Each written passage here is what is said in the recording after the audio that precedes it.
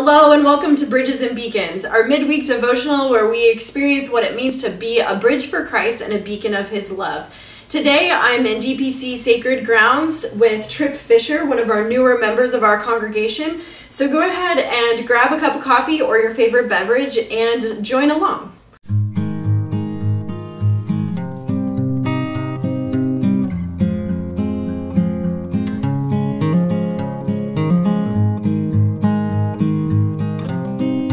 I'm so glad that you could be here. Thanks for joining us. Oh, I'm glad to be here. Yeah.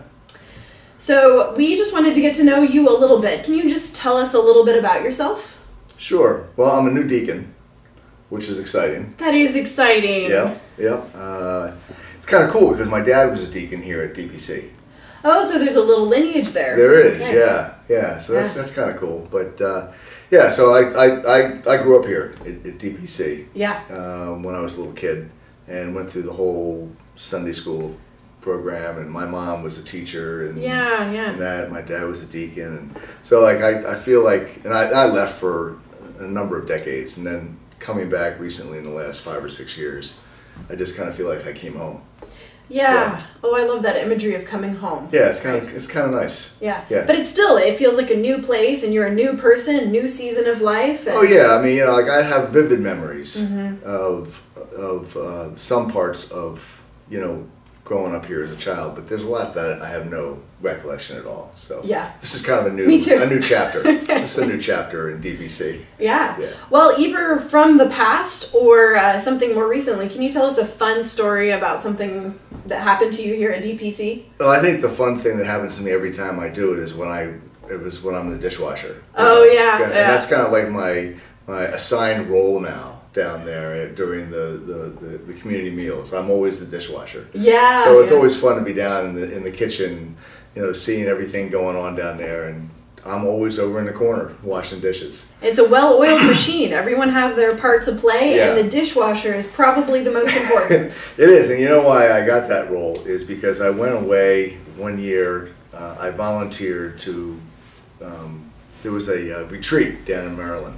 Oh yeah. About 4 years ago, I guess, and it was with the kids. It was a youth thing, and I went down there and I got assigned to being a dishwasher, and I just washed dishes all weekend. So I think when I came back, they were like, "Okay, you're a dishwasher." Yeah.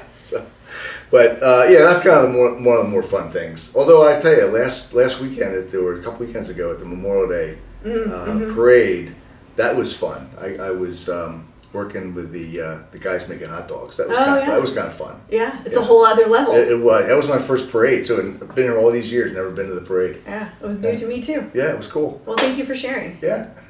So we thought we would ask you a couple of questions in terms of your faith. Was there anyone or anything that helped you come to a better understanding of your faith in your life of faith?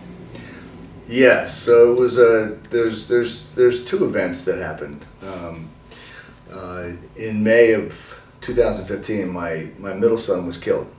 So that's a life-changing experience. Absolutely. As a parent.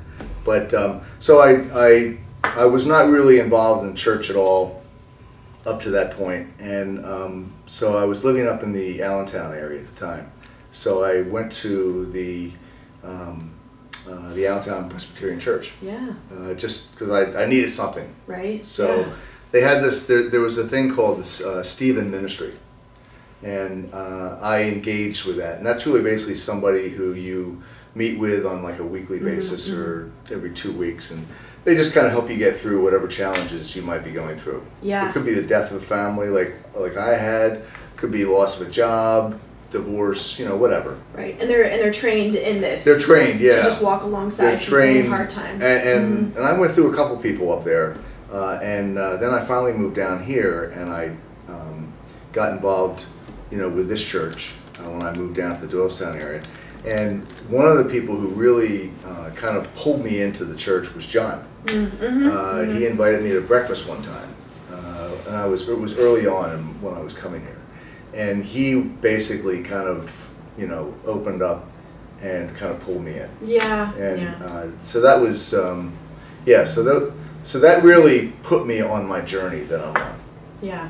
Those course of events. Right. An important person who took time to be with you, Yeah. and then another one who took time to be with you. And it does. It's just like the caring arms of Jesus coming right around you, Yeah. but with physical people arms. Yeah, it was truly amazing. Yeah. Yeah, because I was in a really dark spot. Of course. Yeah, and yeah, I mean, I still am on a daily basis, but in a much better spot. Yeah. Yeah.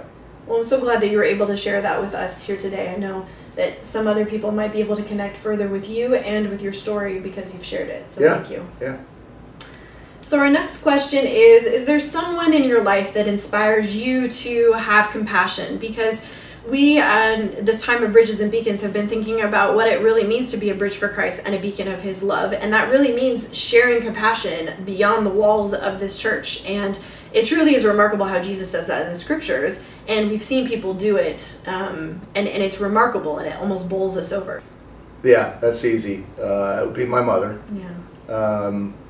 All of my life growing up, when I was little and even, as a young adult, she was always able to show a compassion side of almost any challenge that she was dealing with or that we were dealing with as her kids. Yeah. So she was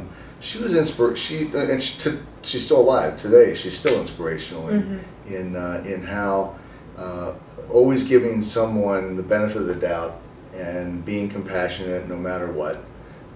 She's just been a really rock solid force in my life as far as compassion goes. Yeah, Yeah. Absolutely. Yeah, I don't think that I'm as good as she is, but I try.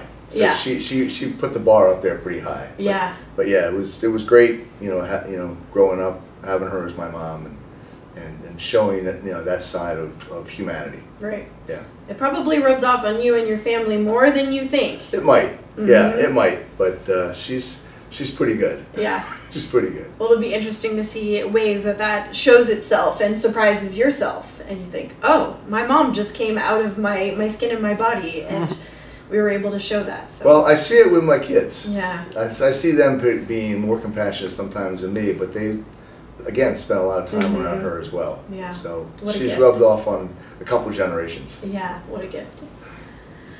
Well, we've heard this concept of what it is to be a more compassionate human being, not only in our own families and in our town, but where else, in our school and where we work. So I encourage you to go out and be a better bridge for Christ and a beacon of his love. And what that exactly means for you this week, we'll only know.